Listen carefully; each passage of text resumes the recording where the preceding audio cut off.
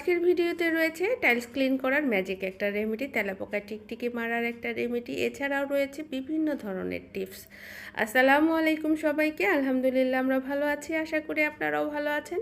যে যেখান থেকে দেখছেন সম্পূর্ণ ভিডিওটি দেখার জন্য আমন্ত্রণ রইল। যারা ভিডিও দেখতে দেখতে ফলো সাবস্ক্রাইব করতে ভুলে যান, লাইক কমেন্টস করতে ভুলে যান, তাদের কাছে আমার রিকোয়েস্ট রইল প্লিজ আমাকে একটু ফলো সাবস্ক্রাইব করে দেবেন, একটু লাইক কমেন্টস করে যাবেন। আপনাদের কারণে কিন্তু আমার স্বপ্নটা পূরণ হতে পারে, তাতে করে নিশ্চয়ই আপনাদের কোনো ক্ষতি হবে না। যাই হোক, প্রথমে যে টিপসটা শেয়ার করতেছি আপনাদের সাথে, আমি এখানে কিছুটা পানি নিয়েছি, তার মধ্যে কিছুটা পেস্ট দিয়ে দিচ্ছি। এই পেস্টটা আমি এই গরম পানির মধ্যে নেড়ে চেড়ে নিচ্ছি। পেস্টটা গলে যাওয়ার পরে কিন্তু আমি এখানে দিয়ে দেব বেকিং সোডা।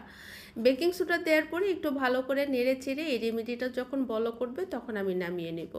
নামিয়ে নেওয়ার পরে এটাকে একটু ঠান্ডা করে নেব। গরম গরম কিন্তু আমরা এই স্প্রের বোতলে ঢালবো না। যখন দেখবো যে এটার তাপমাত্রা কমে গেছে তখন হালকা গরম থাকতে এই স্প্রে বোতলে ঢেলে নেব। আর এই রেমেডিটা দিয়ে কিন্তু আপনি রান্নাঘরের তেল চিটচিটা ভাবটা খুব ভালোভাবে পরিষ্কার করতে পারবেন।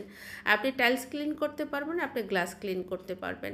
আর এখানে আমি 3টা ন্যাপথন কিন্তু আগে থেকেই পিষে নিয়েছি।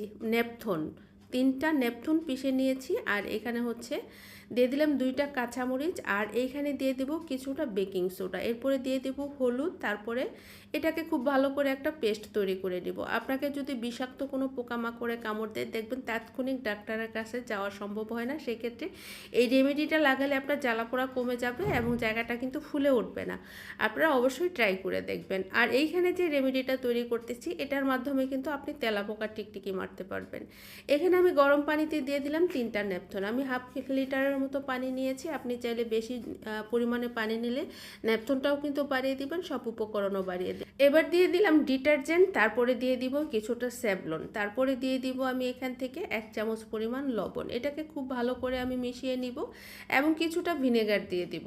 খুব ভালো করে মিক্সড করে নিব যাতে এটার নিচে কোনো দানাদার না থাকে। তারপরেও কিছুটা দানাদার থেকে যাবে, সেই ক্ষেত্রে আপনাকে খুব ভালো করে ছেঁকে নিতে হবে।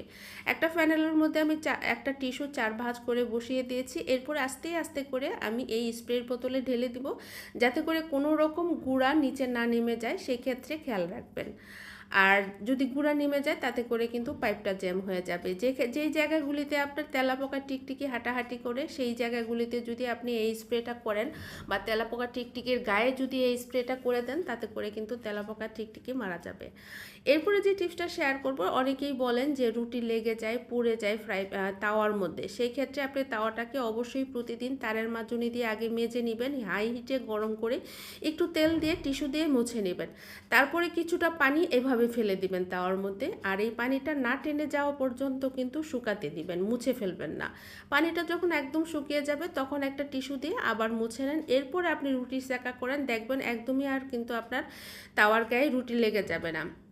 ফ্রিজ থেকে বের করা রুটিও সেঁকতে পারবেন, তারপরে ডিপ থেকে বের করা রুটিও সেঁকতে পারবেন, রুটি মেকারে তৈরি করা রুটিও সেঁকতে পারবেন। যে কোনো রুটি যখন তখন বানানো, যখনকারই বানানো হোক, আপনি যদি এই টেকনিকটা ফলো করেন এইভাবে কিন্তু আপনি অনায়াসে রুটিগুলি সেঁকতে পারবেন। আপনার কিন্তু তাওয়ার মধ্যে রুটিটা লেগে যাবে না, কারণ তাওয়াটা কিন্তু সিজলিং করা হয়ে গেছে। আর এখানে কিন্তু আপনি একটা জিনিস মাথায় রাখবেন, সেটা হচ্ছে এই প্রসেসটা আপনাকে প্রতিদিনই কিন্তু রুটি সেকার আগে করতে হবে। কারণ একদিন রুটি সেকার পরে কিছুটা গুঁড়ি যখন আপনার এই তাওয়ার মধ্যে লেগে যাবে তখন কিন্তু রুটিটা নিচে আস্তে আস্তে পোড়া লাগতে থাকবে, যার কারণে তাওয়াটাকে কিন্তু আপনার প্রতিদিন পরিষ্কার করতে হবে। আমার এই ধরনের ভিডিও আপনাদের ভালো লাগে কিনা প্লিজ আমাকে একটু লাইক কমেন্ট সাপোর্ট করে ফলো সাবস্ক্রাইব করে জানিয়ে যাবেন। আপনাদের কোনো উপকারে যদি এসে থাকি, আপনারা এতক্ষণ সাথে ছিলেন, ভালো থাকবেন, সুস্থ থাকবেন।